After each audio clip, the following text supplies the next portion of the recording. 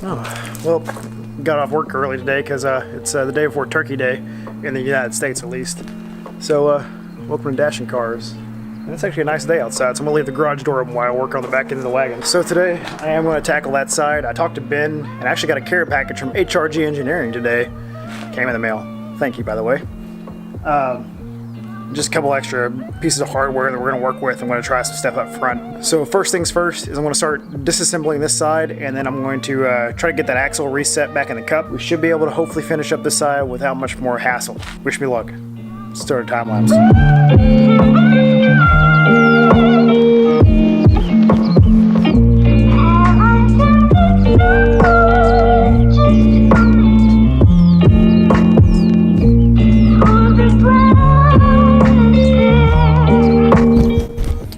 Fantastic news, guys. Alright, I got the axle back in the cup.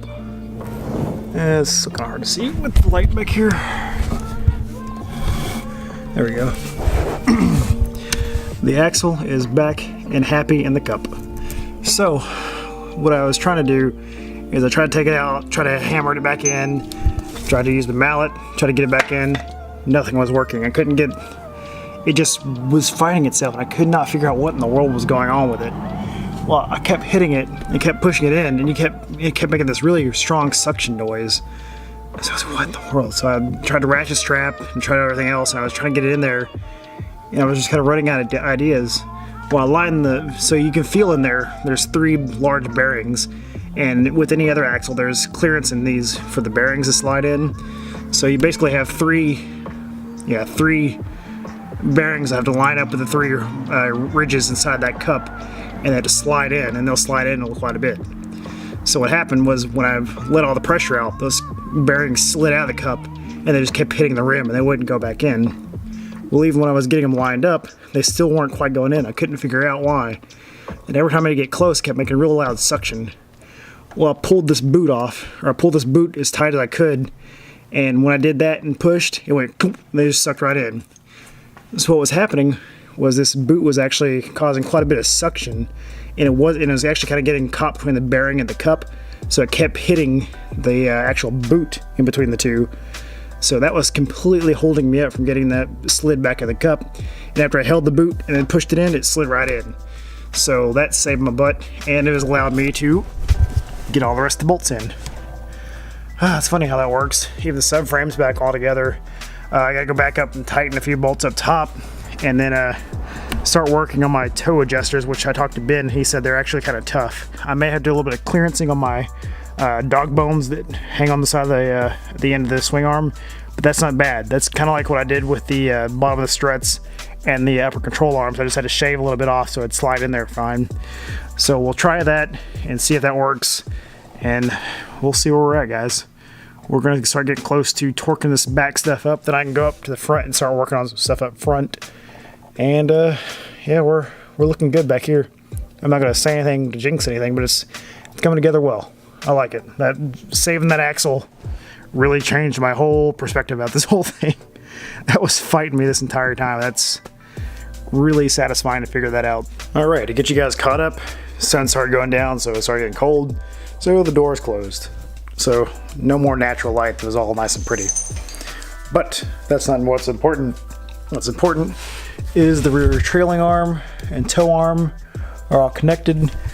That was a little tough, but when you jack up that, you can get that toe adjustment a little closer and you get that bolted in. I've got that bolted in, torqued down. I've got the spacers here for the swing arm. They're all installed. You can see them there.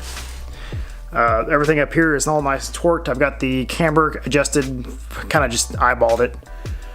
All the bolts are in, the axle's pushed back in. This side's looking pretty good. What's really cool is to watch this whole system flex. See all the parts moving along, and it's actually keeping the wheel nice and square with the body. See, it reaches about where it starts lifting the body there, so it's at a pretty good compression. And as you let it back down, you can see it all return nice and smoothly.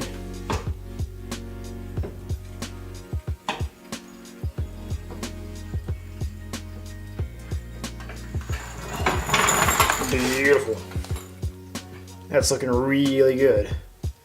Now I'm going to go move to the other side and repeat what I'm doing here. Get everything all torqued down and buttoned up. And one tip, if you haven't done a lot of suspension stuff, is all the bushings, you don't really want to hit it with torque until it's resting on the ground. You torque it in the air, then you lay it on put it on the ground. It puts a lot of bind on all those bearings and bushings, so be careful on those until you get actually the wheels and stuff on. So I'm not going to hit those with a torque wrench until it's all back on the ground.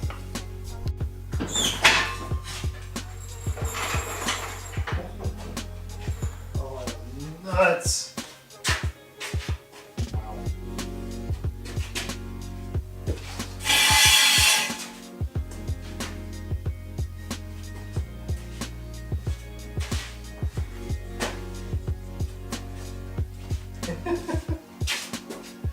Oh, that's fantastic. Yeah, I gotta put my camera in still. I don't have a whole lot of adjustment though there. I've got it all cranked in. Whatever, it looks awesome.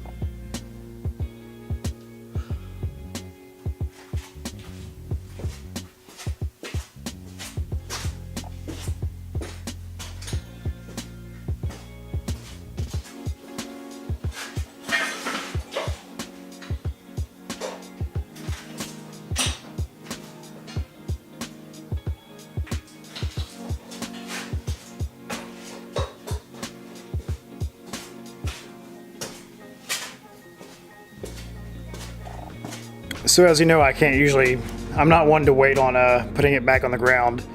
And so it's on the ground now. And boy, it's got a lot of clearance. I still have to do the drive shaft and all that stuff, but I just kind of wanted to set it down and I was at a point where I could, so I did. Whew, man, this thing is humongous now.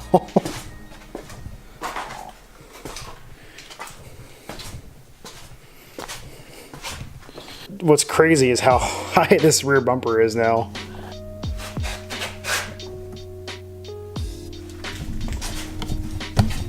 It's every bit waist high now.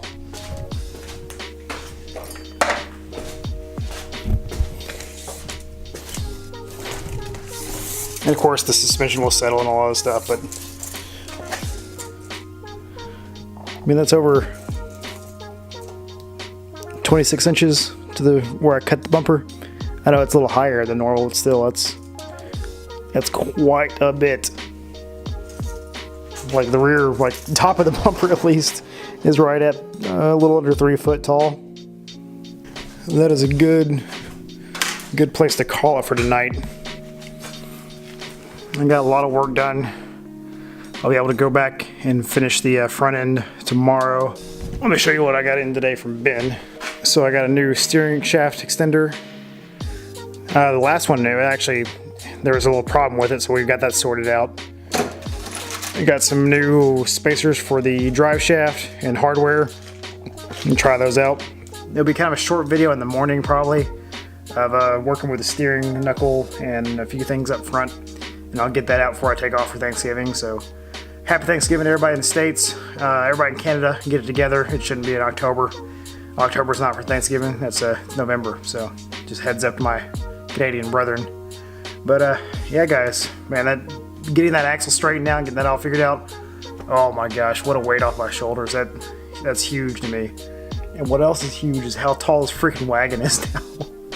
This is ridiculous. I'm gonna get this uploaded, and I will catch you guys tomorrow for a Thanksgiving edition of Daily Dash. Which won't really be anything special because I'm going to leave the camera here while we go to my family's house. Oh, this thing is so sick. I'm so excited. HRG Engineering really came through clutch with this kit because it is massive. Alright guys, I'll catch you guys tomorrow.